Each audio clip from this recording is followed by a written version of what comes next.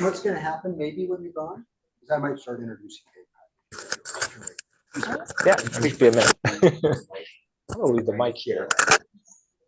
Good thinking.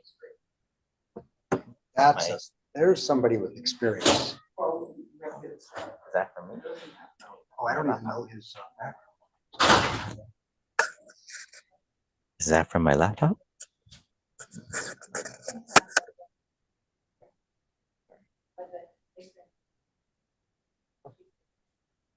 We've let folks in already, looks like.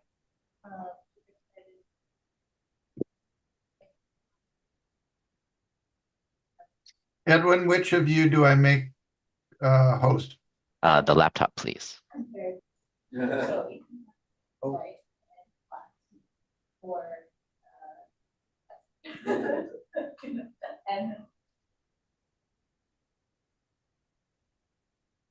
Okay, Edwin, can you confirm that you're now the host? I can confirm I am the host. Thank you. Did we determine that we did not need to make both Kai Lukoffs You have to be co-host? I think there's no harm in making both of them, Okay, I'm gonna go ahead and do that then. but I'm no expert.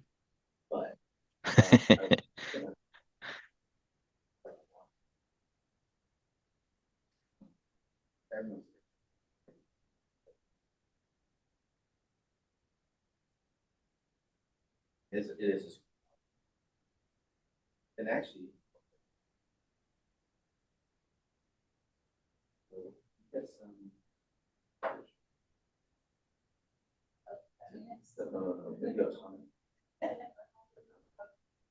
Where do you go to school? I go. Cool. I go to school. Started in Stanford, I think. I imagine undergrad.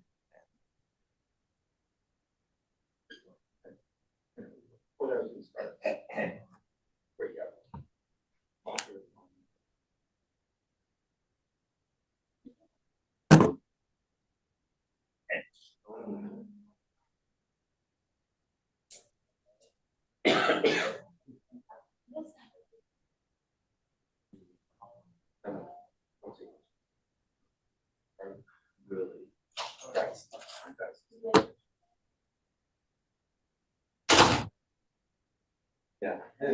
And where's the camera? Right. So it's I'm sitting down or standing up? It sees both you and Kai.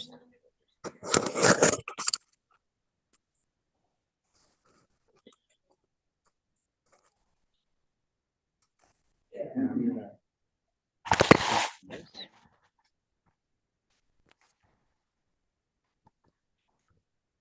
welcome everybody to Bay Kai, October. What do we have? Can you turn off your speaker here, please? There, thank you. This is Bay Kai's program for October 2024. And we are a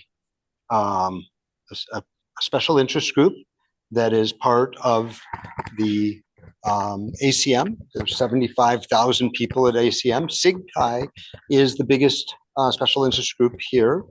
And we have been running Bay Kai since 1989. If you want to be part of it, it helps pay for the IT and dinners for the speakers and things, sometimes some snacks. And it's $20 a month. I mean, a year. It's not much money. And so thank you for that. And we are a volunteer organization. So I'm the chair and also the program. I'm program chair, but I'm also the chair of Bay Kai. I don't want to be both. So please, one of you guys become one of these things.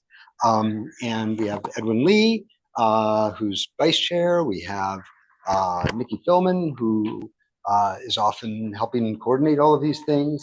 Steve Williams, who's behind the scenes, making all the IT work, making all the membership stuff work. Great with, and he works with Marianne Ray and a bunch of other people to help the place run. So thank you for being part of this. And on the first Thursday of every month, we get together and people tell what they've been doing for last month, kind of a get together. But mostly it's about thinking about what Bay Kai should be. Tuesday. No, it's on Thursday. It's Thursday at 7:30. We changed it. After 30 years. Okay, so today we're going to have Professor Kai Lukoff speak about work he does here. We're at Santa Clara University where he teaches, and he runs an HCI lab here. They think about social impact based HCI, a lot of VR stuff, and he's published widely. Went to University of Washington in his PhD, and we're lucky to have him tonight. And he's going to be talking about the people that used to be here, and how we can be part of their lives or they can be part of ours. And without any further ado, if we can turn off the speaker, it'd be really great. Yeah, it's not coming from my device, so I'm not sure where the other noise is. Mine is muted here. Well, so it's coming from somewhere. All right. So anyway, I think that we're going to switch over to your slides, and take it from here.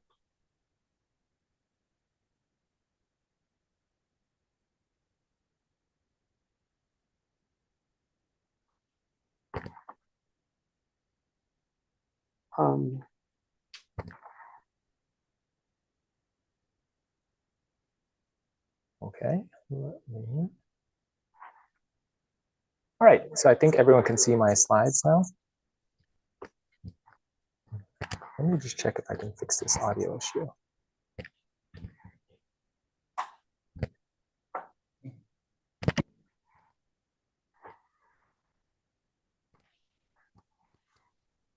And anybody that wants to ask a question at any point, I can just throw this ball to you.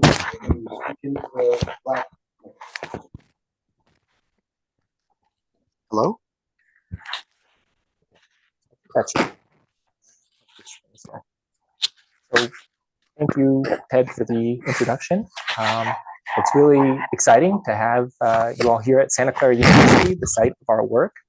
And I would really like to make this more of a conversation since we're a small group, and many of you are real experts in HCI, and some of you specifically in augmented and virtual reality as well.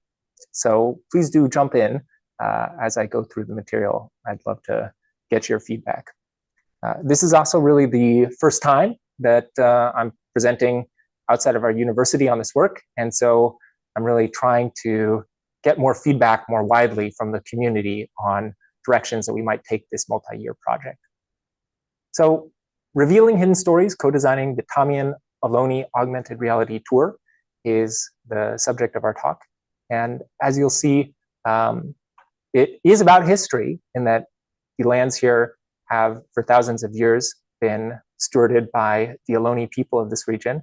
But it's also about the contemporary situation in that these people are still here, and there are collaborators on this work. So we're here at the Mission Santa Clara. Now it's quite dark, so you can't see the mission building, but it's maybe 2 minutes over that way. One of the oldest buildings in California, of course, from when the Spanish settled here. And our campus here is full of symbols and statues that recognize our rich Catholic tradition as a Jesuit university. So here's the cross at the site of the third Santa Clara mission. It's been, I think, burned down or earthquaked down 3 or 4 times. And so this is actually not the original mission, but a reconstructed version of earlier versions that's actually been moved from previous sites. We have a statue at the Adobe Lodge, a statue of Joseph, Maria, and Jesus that celebrates family. We have a statue of St. Ignatius, and a beautiful statue of St. Clare of Assisi, the namesake of our city and our university. And there are, of course, many more that I don't have the time to share here. However, the story of the people here starts thousands of years ago, before the Spanish colonizers and American settlers ever arrived on this land, and it starts with the Ohlone people who've stewarded this land for thousands of years. And if you look carefully, you can really see that that legacy of the Ohlone carries throughout the story of this land, but it's often overlooked in the official narrative on our campus. So many of the current monuments and markers really neglect or overlook or downplay the legacy and contemporary presence of Ohlone people in this region. But the Ohlone people are still here today. Here's Isabella Amne Gomez, who's our first Ohlone student at Santa Clara University and one of our collaborators on this project, actually. You can see here a map, one of the maps that showing the traditional territories of Native or Indigenous people in this area. And you'll see that Ohlone is generally the group that populated these lands. Within that, it's sometimes subdivided into even sort of more distinct Ohlone subgroups. Ohlone was really a catch-all term that was applied to numerous groups with different languages and identities, many of whom were fully decimated by the settlement of the Spanish and later Americans. And so our project then asks how we might use augmented reality to reveal this hidden story. Before I dive into talking about how we worked on that, I want to actually introduce what the tour is, because I find that when I say augmented reality, perhaps less so for you as an audience, people have all kinds of wild imaginations of what you're actually doing without concretely grounding it in some kind of use case and device and experience. So I want to play a little video of what that actually looks like. Let me just turn my audio up.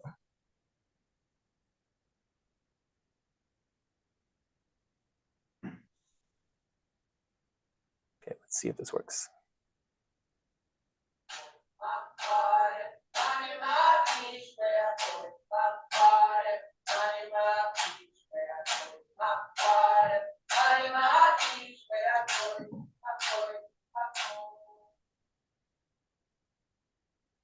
Several Santa Clara University departments partnered with Ohlone tribes once native to the land this campus is on to bring their stories to life with the use of augmented reality on cell phones. For thousands of years, our ancestors called Thámien home. The Thámien Ohlone AR tour transforms the SCU campus back to what it was thousands of years ago. 3 stops on the tour were launched Monday, but soon visitors will be able to scan QR codes across campus to learn the stories that these tribe members want people to never forget.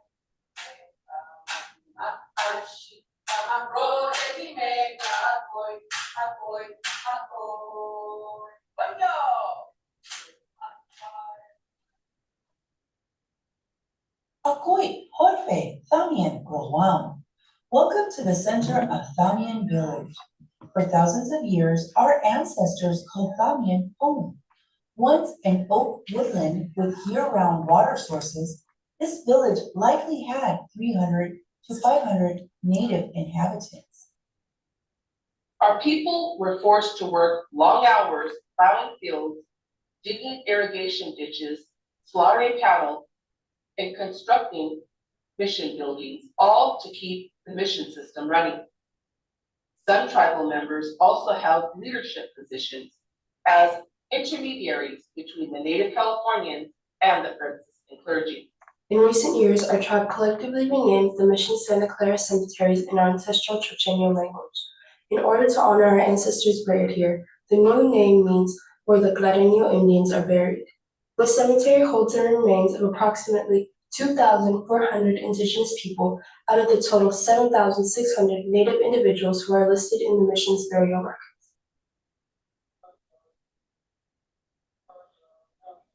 Every year, this location right here, the St. Ignatius Lawn, becomes a vibrant hub for the powwow at Santa Clara University, featuring traditional food, music, and dance. Listen carefully, and you can hear a sacred healing song in our Chochenyo language, as it was sung by Jose Guzman, our Ohlone ancestor, and recorded on a wax cylinder back in the 1930s.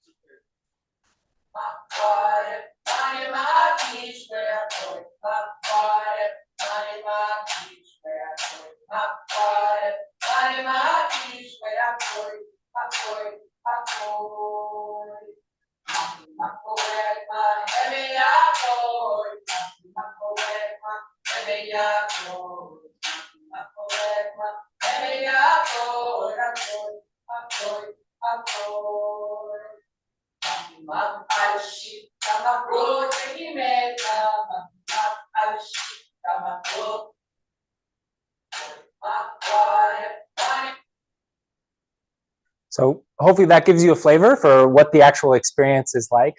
It's a mobile AR experience that is location-based and specific to our particular campus here. So far, we've launched 4 different stops. So each stop is uses SLAM to localize to a specific physical anchor in the location and then precisely locate content in the surrounding area that has a particular connection to that specific site.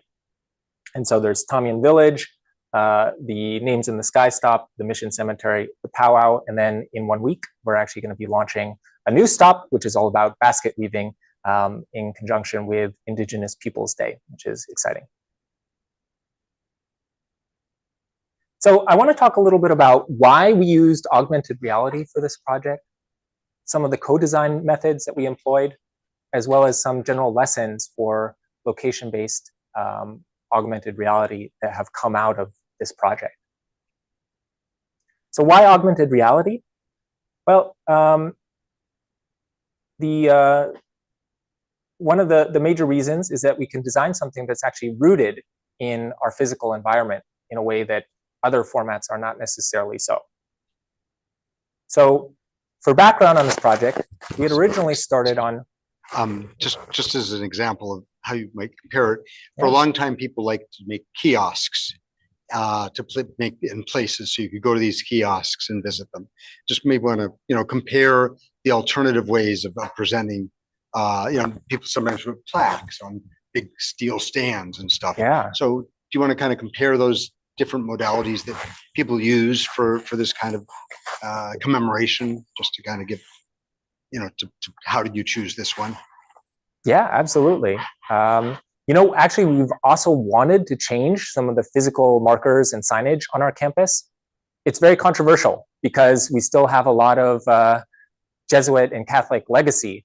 And so recognizing this part of the history is an uphill battle. And so part of what we're attempting to do here is also prototype visions in working with this community of a more just future that are realized in the digital world first, but are perhaps prototypes for what could also be physical markers on the land. Of course, beyond that, the digital also opens up all sorts of interaction possibilities that just physically would not be able to be realized. I showed the Thámien Village stop there, where you actually saw like the life-size Thule reed houses that you could walk into and see what the scene is like. We're planning a stop that will show recreations of Ohlone dancers at that site. So these are things that are sort of interactive or multimedia in a way that would be difficult to communicate in a plaque at a particular site. Right, but I guess I think of the trade-offs. So if you have a plaque there, anybody sees it when they walk by. When you have a kiosk there, anybody's intimidated by the computer when they walk by. There's a long history to these kind of things, and I just think that's an interesting question. And I mean, the affordances that you're creating, as you point out, have much richer or they can expand and they have more possibilities. But I just thought it was an interesting question. So. Yeah. So maybe another way of taking that is like the physical markers have much better discoverability in a way, right? To stumble upon the marker here, as opposed to like if this lives in the ether because you have to go to the App Store and download something. How do you have people find your experience in the first place? And that's something that is really an unanswered question, to be honest. We're still figuring it out. We're trying to work with the university to see if at our museum on campus here, that way, and at the Mission Church itself, we might be able to install a little sign that has the QR code to download the experience, because we get about 100,000 visitors a year to our campus, many of whom are mission tourists, many fourth graders. I did fourth grade here in California myself, and that's when you do a mission history period. I made a mission out of marshmallows and toothpicks, and many people still do that. And then many of them often come to our campus to see the mission and learn about that Catholic history. And wouldn't it be great if we could then also have some sort of a plaque or marker that says, you know, we know you came for the Catholic history, but we also want to show you this Native story that you can access by this digital experience. So originally, we actually started this project, or my collaborators had started this project as a Google Earths map that documented this information about different sites on the campus. And then, let me see if I can get rid of this.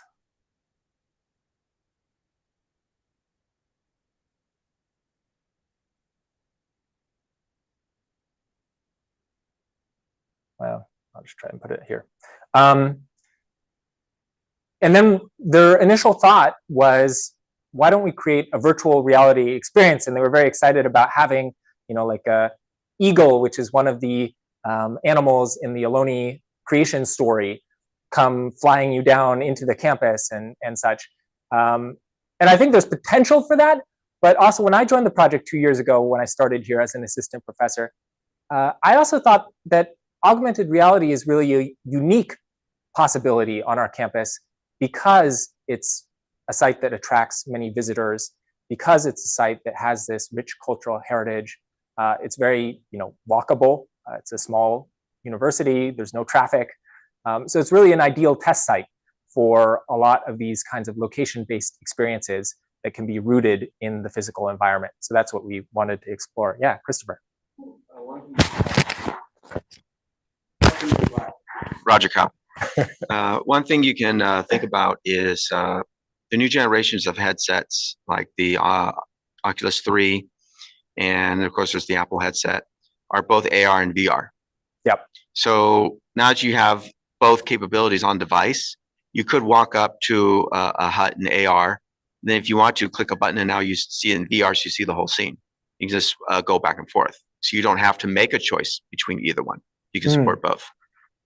Yeah, actually, we're exploring how this could work on headsets. Mostly see-through AR right now is what which are less mature in a way, but getting there. Yeah, pre-fancy, yeah. That's one of the things that I work on. So Oh, cool. you can pretty much put on a headset and actually All right. Well, so yeah. So that's probably what's next. We've only explored the mobile AR form factor right now, and then we're exploring what's next in terms of pass-through or see-through AR, and how we can realize that experience as well. Because there also, I think, there needs to be some different interactions there as well in terms of how the user is going to navigate the experience relative to what we currently have, which is a map view. So we're starting to think about that. Yeah.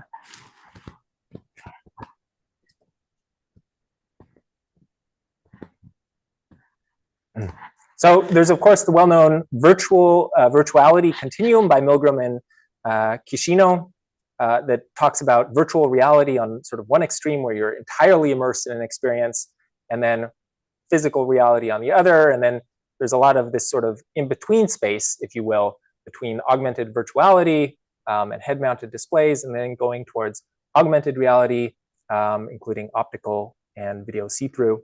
And so we're much more on this sort of side towards reality, where we're blending the physical and virtual worlds. Another understanding here can be reality media, which was put forward by Engberg and Bolter, and talks about media forms that redefine our perspective of lived experience and of the spaces which we physically inhabit.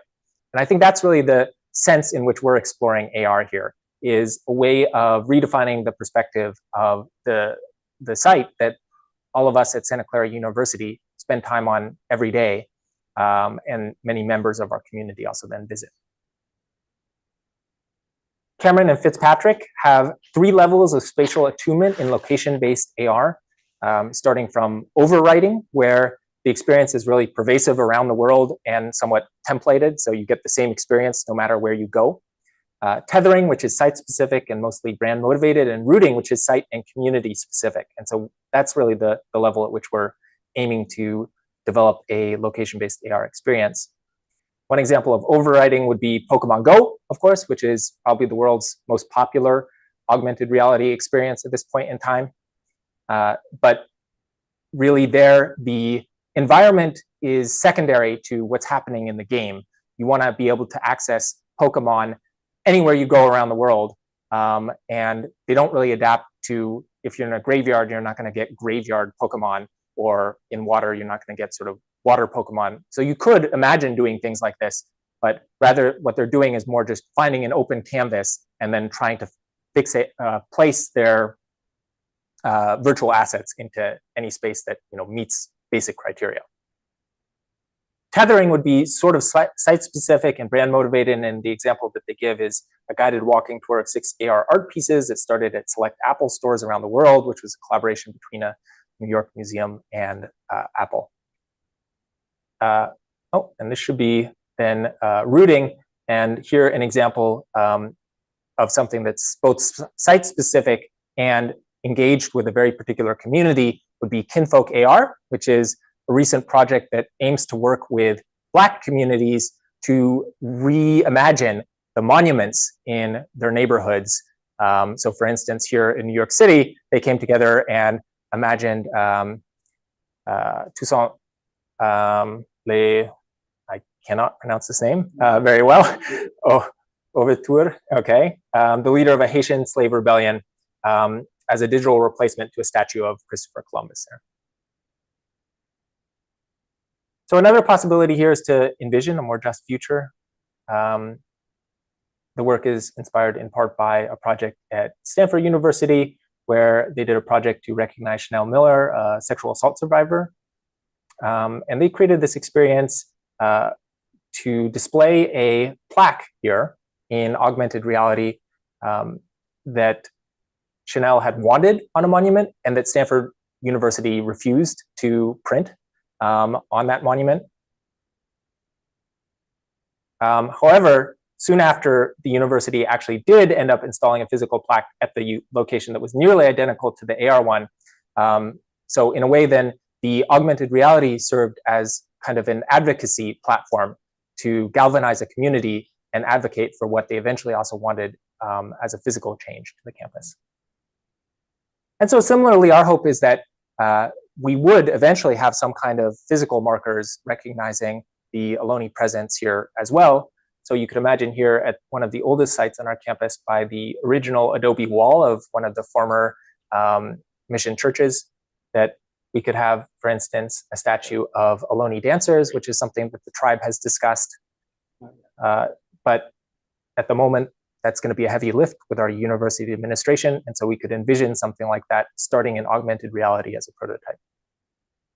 In fact, the Ohlone Working Group, which issued its recommendations now about 4 years ago, made a series of recommendations to this effect, a few of which have been implemented, but many of which have not yet.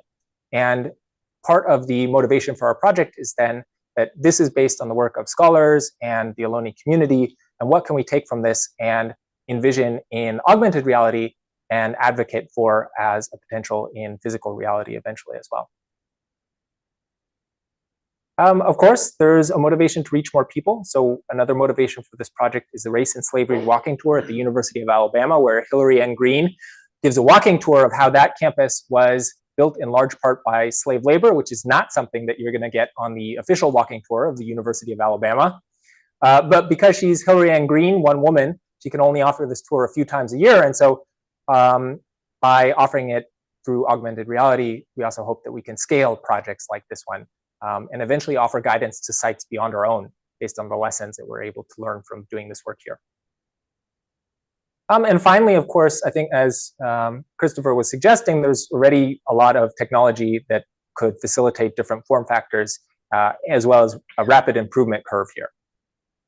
And so we're currently building actually with Lightship VPS technology created by Niantic, which they use for Pokemon Go, but we use then for more of a serious storytelling purpose. They have a world mapping service and a visual positioning system that we can use as a platform to locate digital assets in the environment. If we want to go way back, we can think about very early sort of augmented reality systems like the Mars backpack system for location-based AR. Fortunately, you no longer need to carry around a backpack to do augmented reality. We have a lot more accessible form factors, although there's still a ways to go.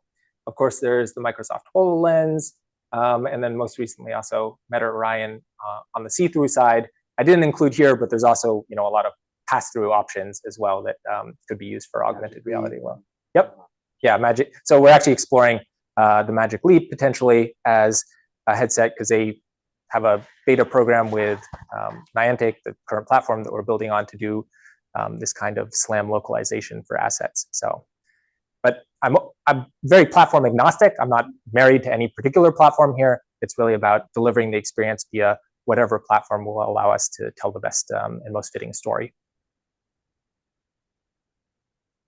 And I think in the future, we will really have mass market augmented reality headsets. I don't know exactly what that time frame is, but we're certainly heading in that direction. I'll talk a little bit also about the co-design methods that we have been using on this tour. So in my past work, I've done a lot of work actually on digital well-being and how people can manage their time and attention on social media, as well as how those platforms can be redesigned so that instead of having a lot of attention capture dark patterns, they're designed to support the way that people want to spend their time and attention on these services. And in that work, I've used what I would call more common or traditional HCI systems research methods. So it typically looks something like understanding, using interviews or experience sampling, then a process of design and building and evaluating. And I've published in all of these domains. Of course, it's never really that linear. That's kind of the neat story, but often it looks something more like this, where you start by understanding something and then you try and build something and you say, that really does not work. And you have to go back to doing some more understanding, but that was kind of the neat picture.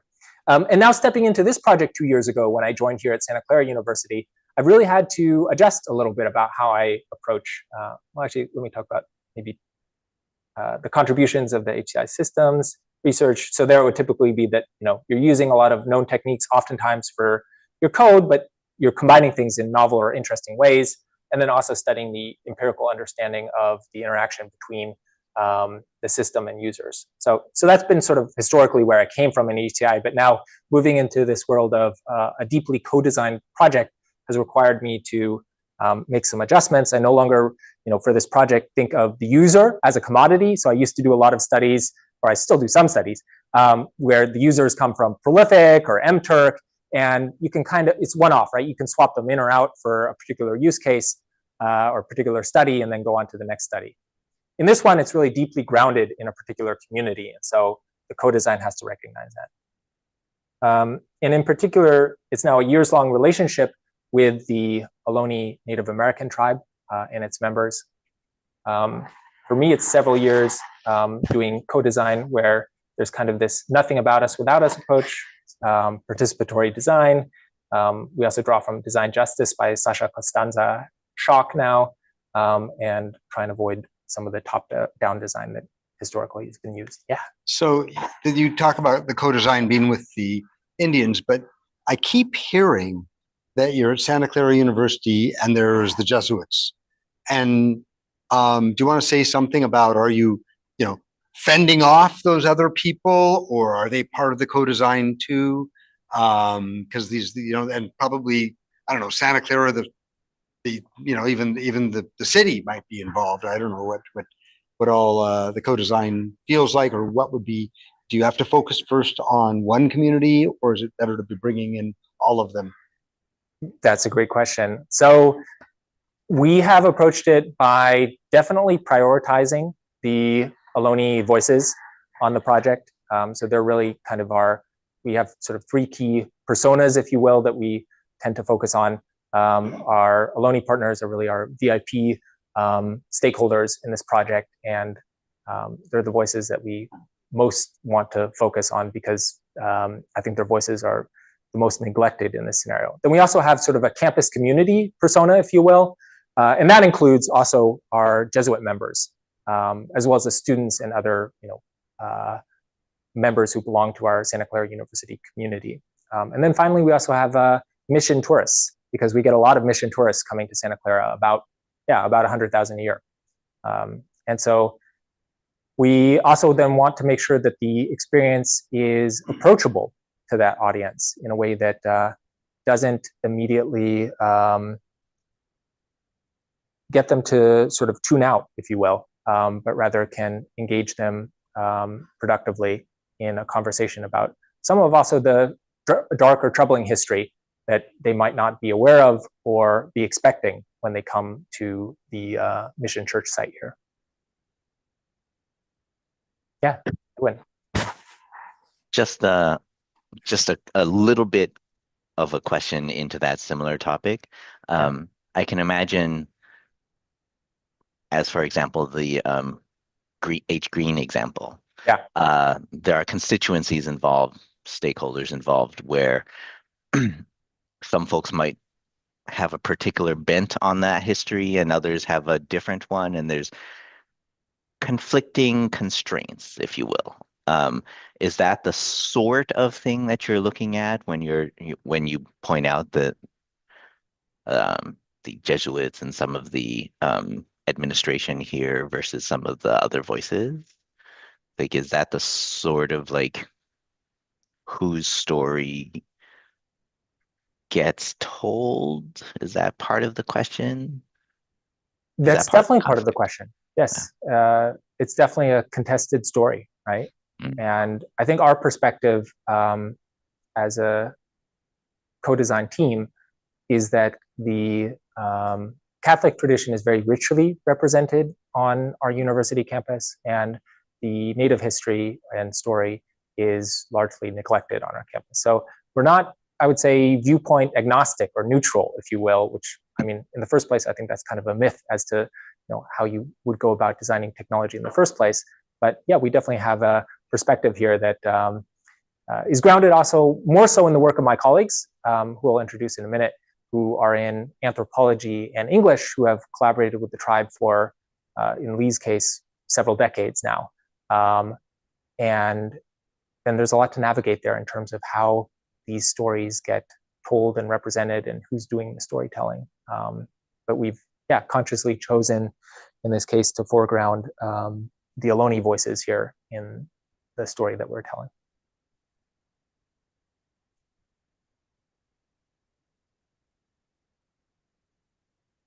So it's been a process of building relationships with Ohlone leaders.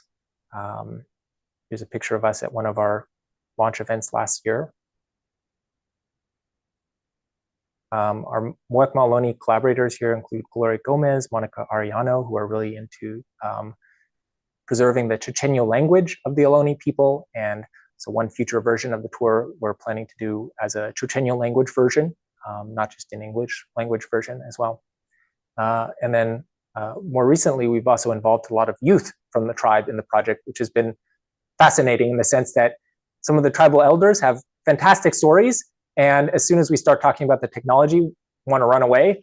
And the youth, by contrast, oftentimes are very excited to get into our HCI lab and start playing around with the different cameras and technologies. And so we've been leading actually a co-design session every 2 weeks. My students lead a co-design session with Georgiana and Lucas right now on designing, just showing them like what we're currently working on, whether that's like scanning for the mesh for a particular new site that we want to use as an anchor to do SLAM localization, or storyboarding some of the different stops and ideas that we have, or creating 3D models.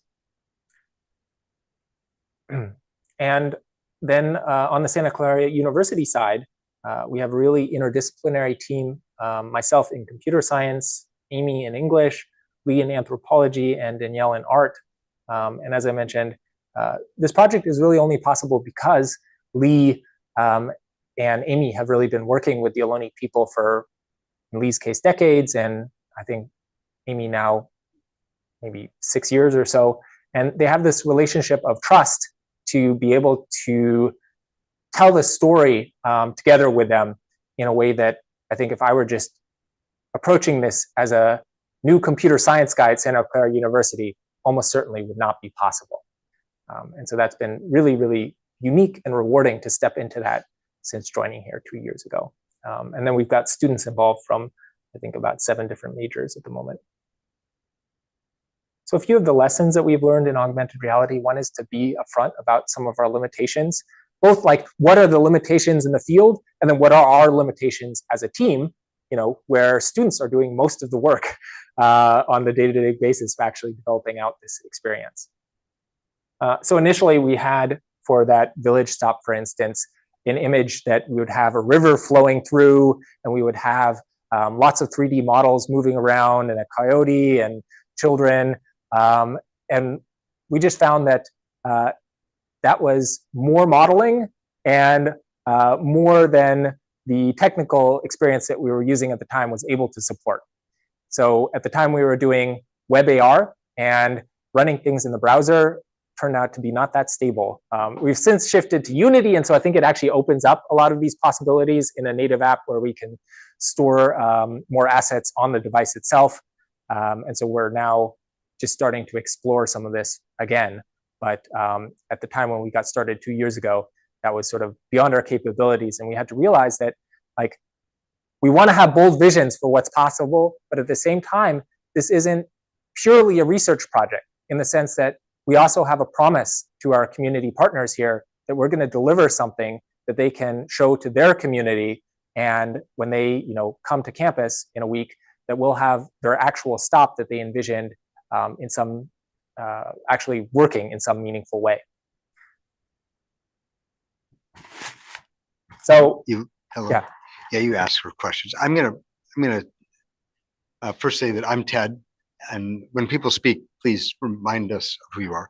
Also, I want to say that there's a lot more people online than there are in the room, just so you know. Oh, wonderful. Yeah.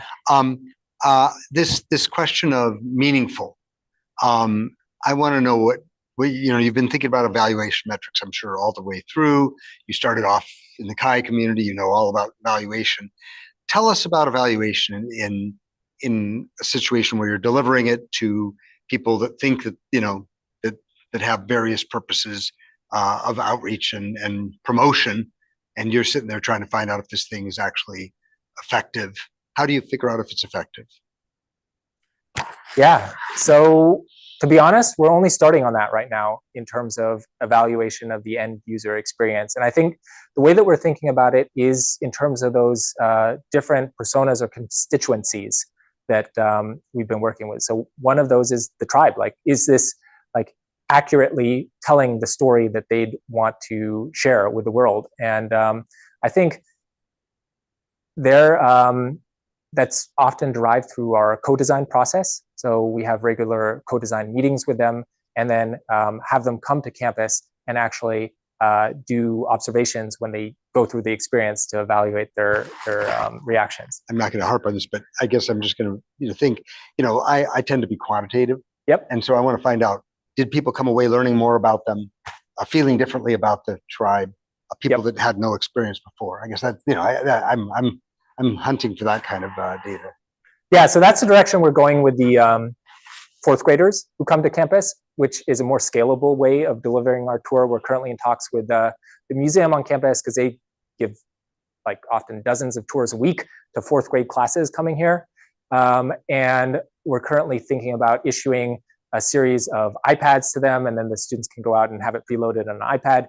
And we could have sort of a before and after survey. We're working with our Office of Educational Assessment to develop an instrument that would measure some sense of what were their impressions of the Ohlone people before they went through this experience, and then subsequently. So that would be sort of the lowest hanging fruit that we're targeting. And I would like to hope that there would be a baseline that's the best of breed alternative, so you could test whether it was what was the aspect that made it work.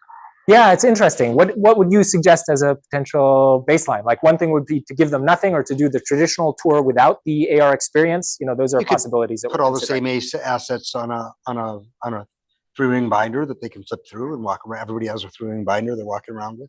Yeah. That's an example. I don't know if that's the best of breed. Yeah. One has to think it through. Yeah. Edwin, I think, has a response. Yes, this is Edwin. Just a thing from a an experience as a traveler, less as an HCI professional on Absolutely. this one.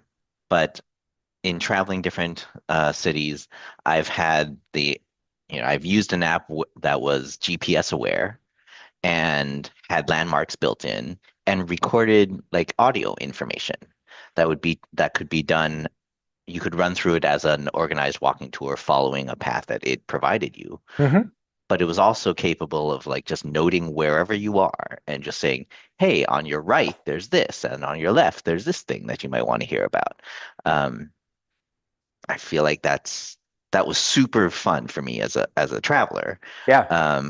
And I feel like there could definitely be some like overlap with what you're working on here. Yeah. Yeah, I love like the audio guides at museums or different historical sites. So that could be another possibility, right? To compare it to a pure audio guide or something that's in just that form factor as well. Yep.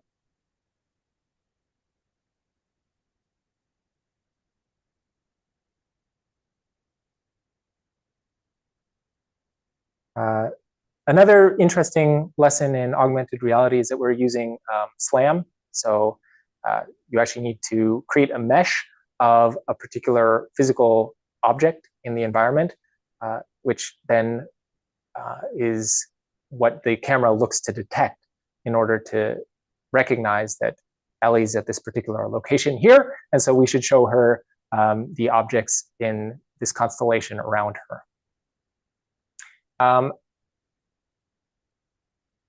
And so you can see here, initially we had as an anchor this distinctive Bannon family mall for a prototype of the Thámien village stop. And it was an interesting case where the feedback that we got from that was that particular thing, although it was a technically appealing anchor in that it was visually distinctive and was able to locate the geolocate the assets accurately, was problematic in terms of the message that it conveyed, and that we didn't want to have the Ohlone village brought to you by the Bannon family, as grateful as we are to the Bannon family for their donations to Santa Clara University. And so then really thinking through what was conveyed by the particular objects in the physical environment that we use to anchor the augmented reality experiences on was something that we started to think through more as we proceeded.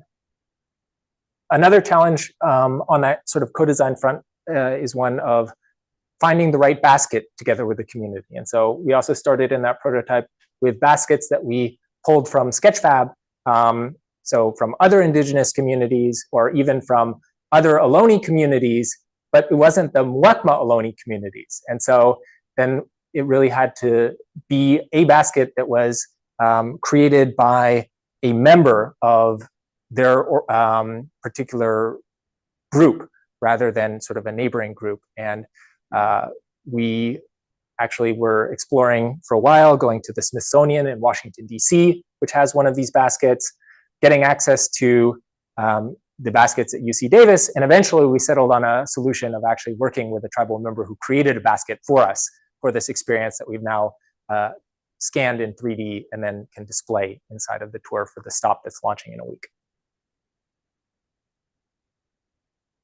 And I think this really connects to this message of nothing about us without us that comes from the disability community, in that when you're going through this process of telling a story that's not your story or not my story, you really need to partner with the community that's affected. And in this case, the primary community whose story we see as being told here is the Ohlone community. And so they're integral partners and will tell us when we've found the right basket and help us get there. So, sometimes in tech, we have this ethos of move fast and break things. And this is decidedly not one of those projects. Perhaps if you're designing a casual game, that's okay. But there are some other projects like this one where that's not the right ethos. And so every asset that we put into the AR tour is very deliberate in the sense that the background music is something that we recorded together with the tribe. We booked a recording studio and had them all come and sing their traditional songs. And what was wonderful about that is not only is it an asset that we can use in the augmented reality tour, but it's also an asset that they own and can use in their own community. And so when they appeared at a San Jose Earthquakes game, they played that over the loudspeakers there and have been able to, record that for posterity as well. Yeah. MS, who I'm not sure who that is asking great, interesting questions. What is your thinking, perhaps, justifications for personas as one of the building blocks in the guiding tool of design? Yeah, I think for us to clarify which audiences we're designing for, and then also recognize that it's not just reach as many users as possible, but there's actually a prioritization here as well, right? In that the Ohlone stakeholders here, their voices count times 100 or times 1,000, in that if the story isn't accurate to what they want to share, then we're not getting it right. So the follow-up question was, or statement was, the quantities are only meaningful to those people that is being designed for. And you've made that point in many, many ways here, but that was just the same person had commented on that. And finally, is academic mastery a stated goal of the community put at the center? That's a question. Yeah, so that's an interesting question, because beyond co-design, are there particular types of co-design like participatory action research that really involve members of the community in not just sort of the design of an artifact or experience, but in determining which research questions get asked in the first place? And Monica and Gloria, two of the collaborators of ours on this project, have actually co-published a lot of anthropological writings or publications with Lee and Amy. I think for them, and I think that's actually Monica's background as well, and so she's very interested and knowledgeable in that field. I think for them, HCI is more of a new field, and so far, I think I'd love to get them more involved in setting out what some of our research questions are, particularly on the co-design side, like what co-design methods work for them as a community. But the place where I think that's actually been the most fruitful so far has been with the youth, actually, to really see how they engage with the experience and what questions they have about how this technology can and cannot represent the stories in their community. And there was a request to unmute and ask a question. I'm not sure if that's going to happen. Let's see. MS, are you going to ask a question? Great. Hi. Thanks. Just had to tap the right thing. Maybe not. If I know, Well, if it comes through in the chat, happy to respond. He I know we have he limited is time. in on the Zoom, but I don't. If we're not hearing it in the room, that's a different thing. Here. I There we typed a are. question in the chat. Yes, You all okay, please, we now can hear you. Okay. Hi. Hi, everybody. This is terrific. Thank you. My work is in product design, digital design on the experience side, and research. And I know we have only limited time for each question. I'd like to hear a little bit more kind response to my question. What's your thinking for using personas as part of your design process? And what would be the alternative, maybe? Not using them and using actual people. Let's listen to Kai's response. Yeah. Oh, excuse me. Yeah, I think I see personas here as a communication tool for our team, in that we have 4 different faculty from different disciplines. We've got 12 students from 7 different departments, and then, of course, our Ohlone collaborators. And setting out those personas achieves some alignment for us in terms of it's a currency that everyone can easily understand and latch onto across these different disciplines, and allows us to then say, who are we building this story for, and who are we prioritizing, and who are we not prioritizing in the way that we tell these stories? Alternatives could be like mindset personas. So rather than basing them on sort of demographics, you can think about like more, perhaps there's people who are newcomers to AR, and so you could classify people according to on different dimensions. In our case, we did choose kind of these three buckets of Ohlone tribal members and what they want to get out of the AR tour, campus community members, particularly students, and then who have expressed an interest in Ohlone history but limited knowledge of it, and then finally mission tourists who are coming to see the mission. Thank you.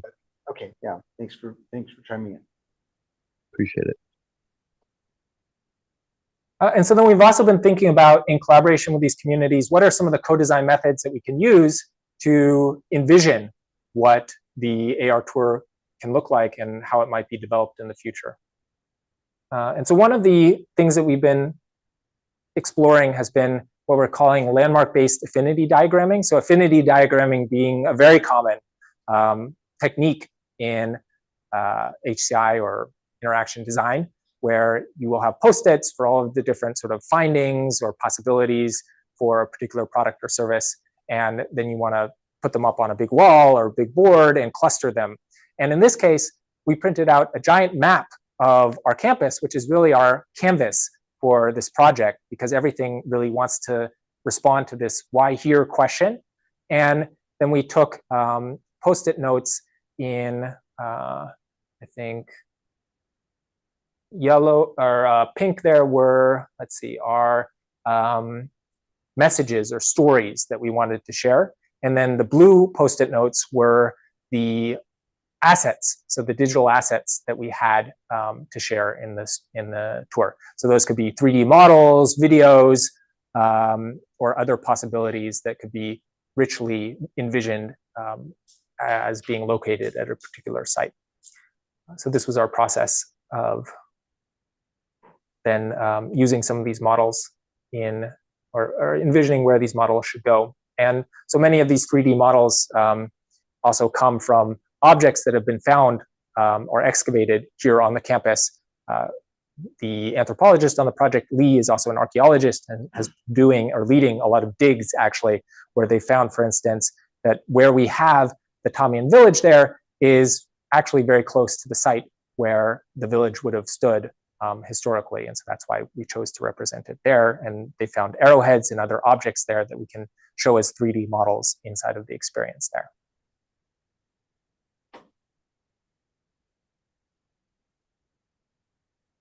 So I'll conclude with a few open questions that we have as we go forward with this work, and would love to get your feedback on.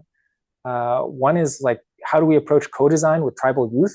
I think that's been an interesting and at times sort of challenging thing to do, particularly as we're doing it remotely with these youth, and figuring out how to engage them in these different projects at an appropriate level has been interesting. And then secondly, how might we create a AR toolkit that empowers educators and storytellers to create social justice tours at different sites or different cultural heritage sites in our area or around the world? So what resources do others need, or what might be learned from our experience that others can then draw upon to create similar experiences? And then finally, what are new interactions that we might explore that are rooted in the physical environment? And so we're just, right now, it's been mostly overlaying content on top of what you're actually seeing through the camera view. And we're just, with our new stop, starting to explore a little bit about being able to then tap on that content and manipulate that content through the affordances of mobile AR. And going forward, then we're interested in how that can play out when we move to other form factors like AR headsets, which would require a different type of multimodal interaction, likely gesture and voice. Those are great questions, Ted Selker. I'm sure that other people will have a lot to say and ask, and please keep the questions coming online. Some people talk about mixed reality being when you can't tell the relationship between what isn't there and what is there. The kind of HoloLens and Magic Leap and also the new Quest things that deal with that. And augmented reality, when you have some symbolic information that's overlaid over the world, it might be text. And I kind of put your imagery in that camp, and then there's virtual reality where you don't have anything from the outside world. Yeah. So that's a taxonomy that I'm familiar with. But I'm wondering what you want to say about, you've got this this imagery that's obviously computer generated, and you could imagine obliterating the campus and it looking like a field, and hearing the sounds of the great bear, the great California bear that used to be around here, and everything else. And I almost wonder, what do you think about is there some value to having that sound stage that is obviously an indoor sound stage where music's being made? And is there value to having these kind of VR, handmade graphical things? And how does that compare with trying to inundate, to immerse a person in, 1700 experience here? I think that was also a little bit what Christopher was getting at, in that you could have not just the small subset of objects that we're currently displaying in the environment, but you could create the entire environment and sort of toggle on and off how richly immersed you are in that whole digital environment versus just having sort of augmented overlays on specific parts of it. I think it's an interesting proposition. I would love to explore it actually and see what it would be like to also, are we doing this physically in the location, or is this now like a VR thing where you can do it from your living room? Yeah, I would imagine if it's in a sort of phone format right now, it's hard to totally immerse the user in our current format because you always have the wider view of what's actually going on, right? But maybe you're revealing things as you're looking around. So there's a lot of value in the way, in not completely immersing. Although I push against it and want the whole thing. But what's good about it is you're oriented. You're not going to bump into people. You're going to be with your friend out here at Santa Clara campus. You're going to be with your teachers over there. The bus is behind you. That's right. And so that's why I kind of asked the question. I see. Yeah. But I want to make sure other people get to ask questions. I'll probably have. Yeah, I think it certainly wouldn't work if you're trying to wear a head-mounted display and then completely immersed and walking around in the environment here, because there's too many bikes and other things going on at the same time. So you'd have to navigate that. I mean, that's a big difference between the Apple one and the Magic Leap. Absolutely. The Magic Leap, it cannot cover up brightness, right? It's out there in the world, where the Apple one, you can, it is manufactured inside, so it can pretend that it can even emerge, even if it's see-through. Yeah, introduce yourself. Yeah, so I think I really like the question number one. My name is Sanika. So I was thinking about this as you were showing your designs. Am I speaking in the mic? This actually is like a really good starting point to now, as you're exploring having interactions with the display, with your experience, with everything that the user sees, that now they can leave a feedback or maybe leave a note, and it could now become a social interaction kind of thing. Because I think the key value proposition in this whole this project is the target audience. It's very, very focused. It's not general. It's not for everyone. So if I'm interested in certain area, certain topic, I can then connect with others who are maybe interested in that, or maybe it would be like a nice touch point for more social, getting more socially involved in that area. So that was my thinking. So tribal youth, I think today's youth is so fast, so in their phones, they want a social interaction, but they want it through technology. So this would also open gates for that. So I was thinking about these things. Yeah, thank you. At dinner, Ellie and I were actually talking about a project that she had worked on at Northwestern, where similarly there was tell me if I'm getting this right, but a campus tour, and they were also exploring this concept of being able to leave messages, like a visitor book, if you will, and then being able to see messages that others have left behind after going through the experience. And I think there's something there. Figuring out exactly what the right interaction is tricky. Like we were talking about how it's compelling to probably leave a message. Do I want to listen to all of them, or which ones do we highlight or show? Another intriguing possibility is actually that the tribe has some stories that they don't want to share. It's gonna get. I guess they're locking We us in now here. have the curtains are closing in this room. So the tribe has some stories that they don't actually want to share publicly.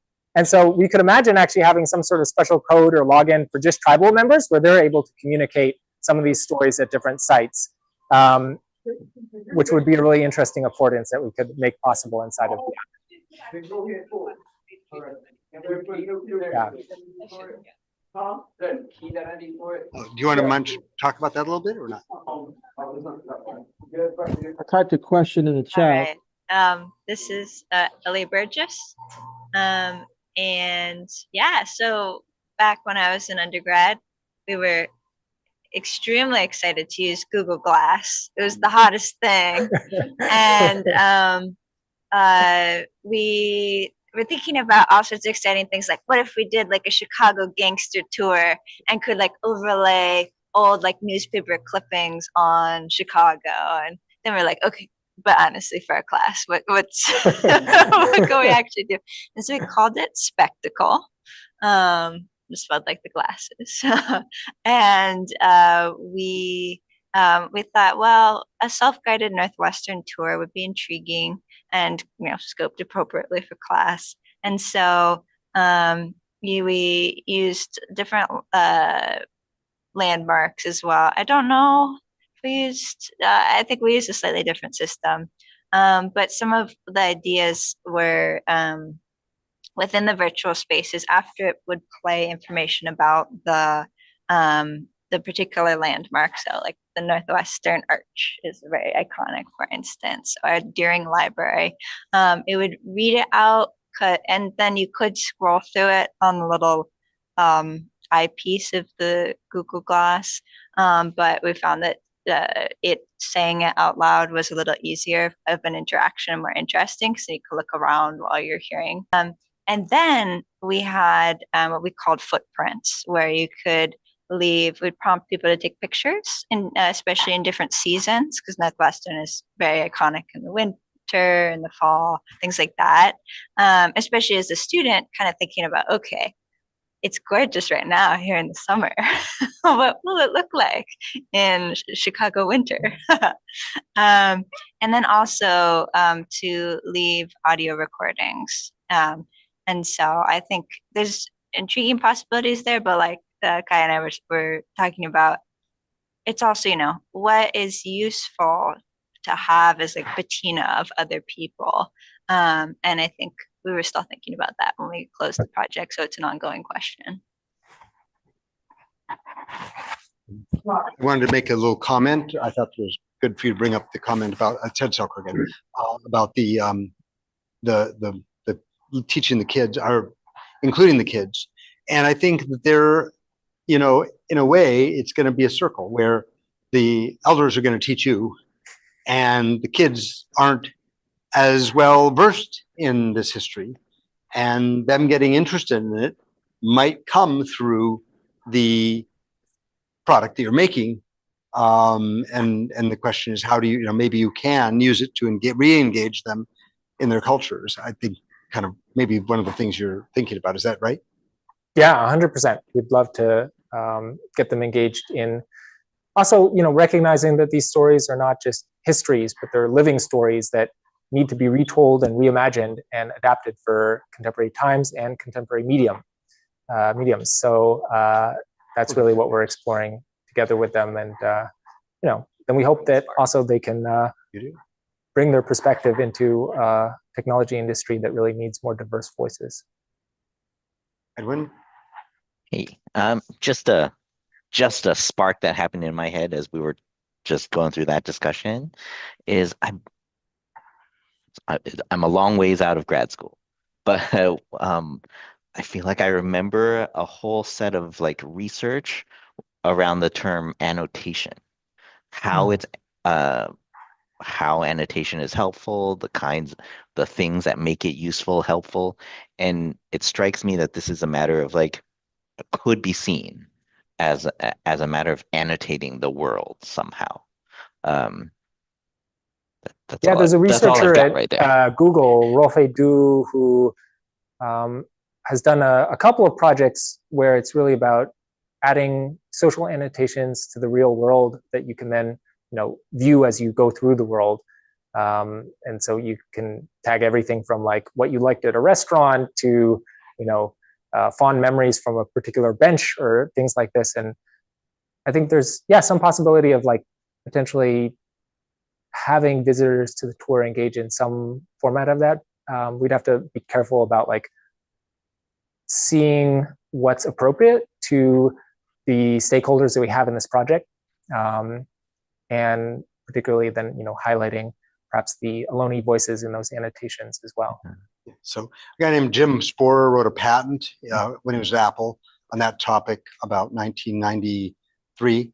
And the Bose audio system was kind of wonderful, and you'd walk around Austin and it tells you about the buildings that you're next to, the history and so on. This annotation idea goes back even farther. I mean, Steve Feiner was working on this dozens of years ago, especially for archaeological sites. So that's it's a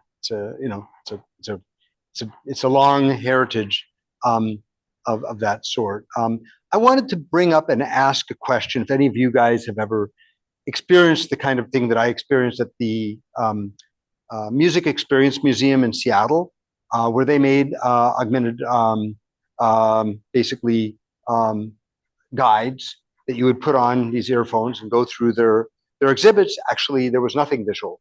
It was all audio. But what I found was there were two museums. And one museum you go through and you learn all about it by standing and staring and looking at the little plaques and talking to your friends. And the other one you go through with the audio and you're all by yourself. And it's dragging you through its story. And I guess the question is, how do we titrate? How do we make it so that what do you do about the engagement with the physical world, the people around you, and this annotated world that we're creating? Because that one in Computer Music Museum, I don't know if any of you guys played with it. It was lovely in a very abstract and lonely way. Yeah, I actually went to that museum. You know the story I'm telling you a little bit? Or not? When I was a PhD student at UW, and had a similar experience where my wife and I went there together, but it felt like I could have gone there alone because it was so sort of, isolating in a way that form factor cut you off from sort of the others in your environment. One of the things that actually we're curious about, I mentioned that we're working with the museum here and their docents to potentially do a augmented reality docent guided sort of experience, and seeing how social interactions there are shaped by adding in augmented reality, whether it sort of diminishes the experience of social interaction together with a docent and amongst the fourth graders who come to campus. So one possibility that we're thinking about is deliberately not purchasing iPads for everyone, but having 2 or 3 students share a single iPad so that they kind of have to collaborate and huddle around and then have discussions about the experience rather than all being in their own worlds on their own device. And I'd be really curious to do a comparison study there. That sounds like a really good experiment. Yeah. All right, this is Ellie Bridges again. So I'm curious if you've run into any issues with sunshine. I know you're using, because I'm thinking you're outside, it's California. I know with Google Glass, just given the way it had the little screen on it, you could not see it outside. So you'd have to wear like a brimmed hat. Now you're using like phones and stuff and iPads, but I still wonder if you get glare, or if you could tell us anything about your experiences there so far. Yeah, I can tell you, like last week, even if the glare weren't an issue, didn't want to be out in 100+ degree weather doing this experience, right? So there's both like, how do we get the devices to work in different environments, as well as like, does anyone actually want to use it? And you can't use it now, it's not going to be able to do SLAM localization in the dark, actually. And so there are a lot of limitations that come also with trying to create something like this that has to recognize objects in the environment. I would say that ours is a pretty ideal environment in the sense that like when it's raining people really don't want to do this experience and be waving their phones around. And so we've encountered that from time to time, but it's pretty rare here. And so, you know, most of the time you have great weather for this sort of an experience. The best is a slightly cloudy day, I would say. When you get that direct glare, I would say it's doable, but definitely sometimes you have to squint and you don't want to get sort of blinded when the phone takes a particular angle. I think we also need to test it out with some of the different headsets. I think particularly with the see-through AR, it's a challenge with really bright light because the technology inside of the glasses, sometimes that's, you know, there's different formats, but, you know, like if it's a... This is Chris Perry. So with the Apple device, the Pro device, its ISO adjusts based on brightness. Yeah. So it'll handle it. And then there's low light compensation systems. I think the Quest will have it on the next one. Apple, I think, has it. And other devices that'll have see-through. They will all have more advanced camera and shading algorithms to kind of handle that to a point. Obviously, you stare at the sun. Okay, that was probably a really bad idea. In any case. But yeah, see-through is becoming more and more capable. Probably 2 or 3 years from now, you'll probably have a flexible enough experience that you will prefer using a see-through headset than saying a phone or anything else like that. Maybe even sooner than that. So like, for example, if I wanted to walk through the experience that you were showing me, I would definitely want to use a headset. I wouldn't want to use my phone because I don't want to hold my hand up. Yeah. I want to be immersed into it. And then also the advantage of the headset is it does block some of the outside. So you're forced to kind of engage a little bit more in what you're seeing. So there's some benefits to not being able to see your full 79 degree field of view. I'm definitely gonna have to pick your brains on which platforms we might, or devices we might want to explore sort of the next iteration of this tour on. There was a question that's been brewing for the last hour, but I didn't want to bring it up until late in the game, which is, you know, an embarrassing question for us that aren't business people. That is, where's the revenue? Who asked that? Michael, somebody.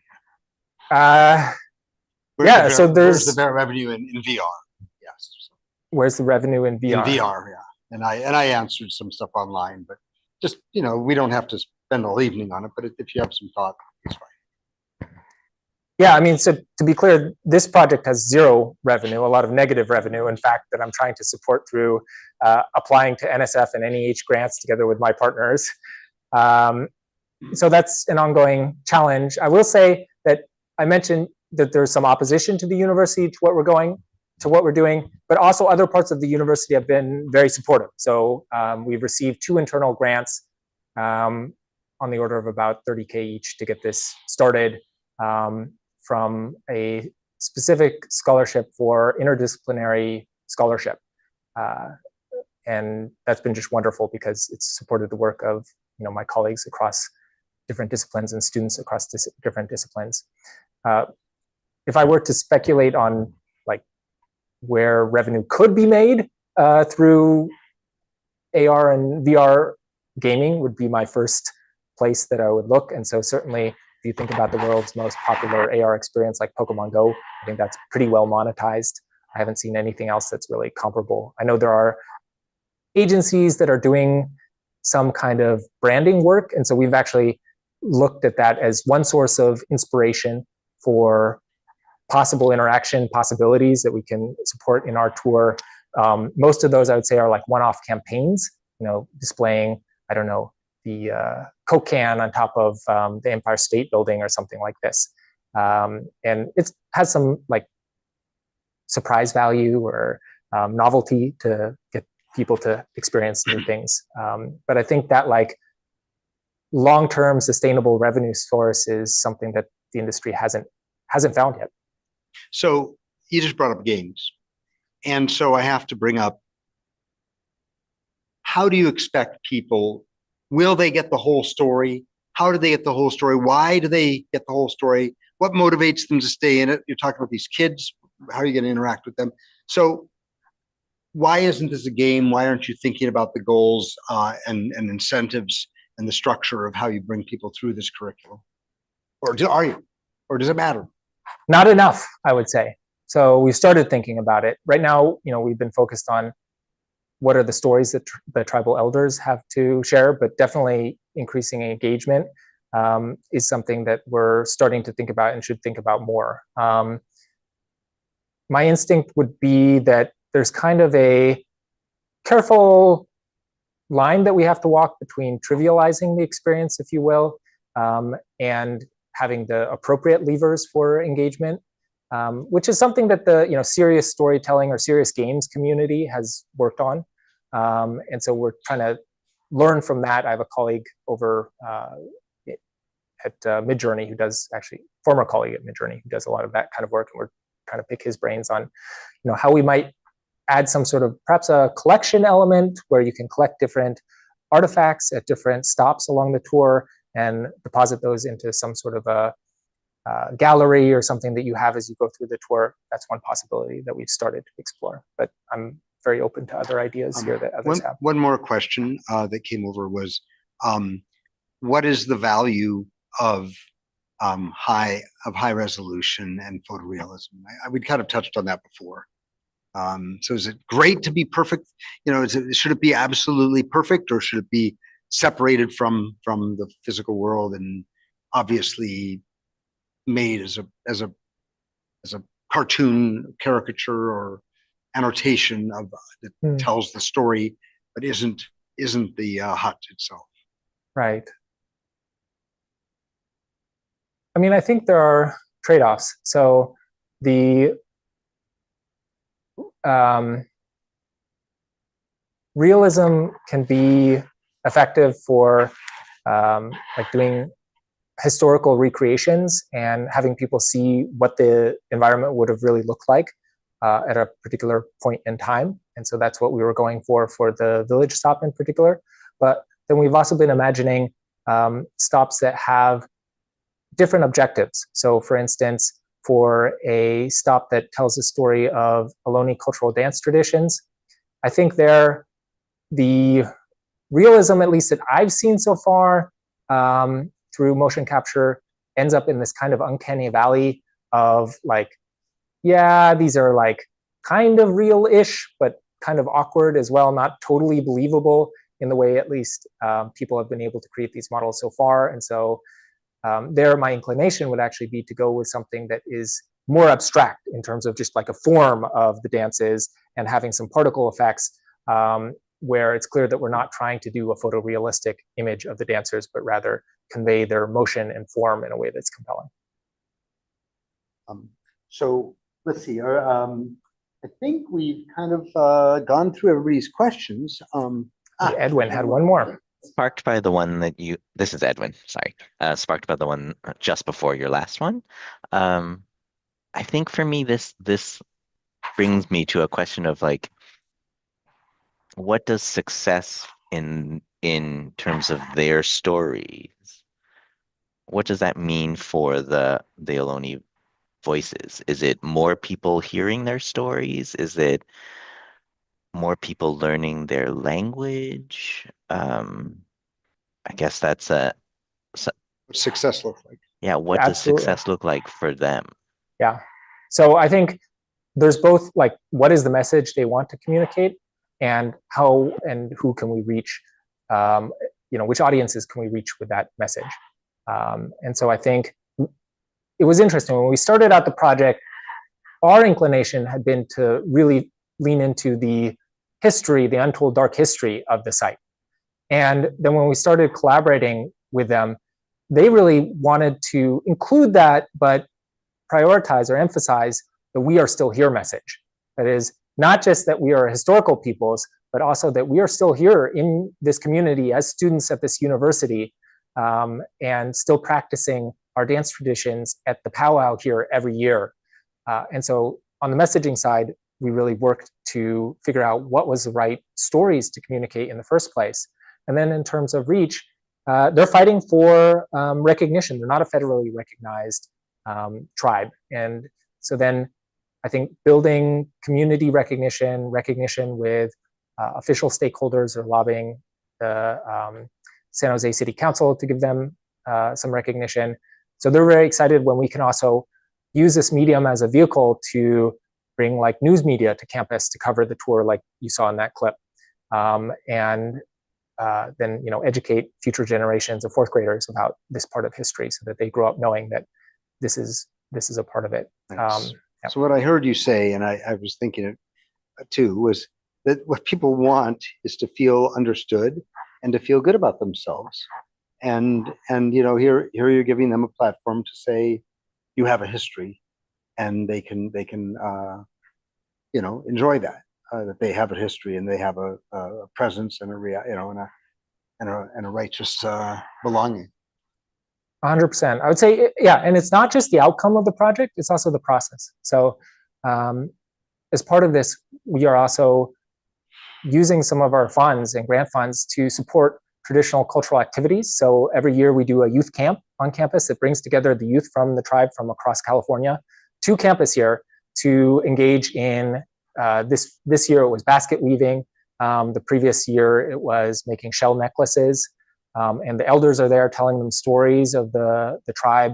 And so supporting, and you know, we did the recording of the songs, and so supporting those activities, and then creating a Chochenyo language version requires them to practice their Chochenyo. So that process, regardless of, you know, how many people ultimately end up watching, you know, the Chochenyo language version in the app, holds value in of itself for the tribe.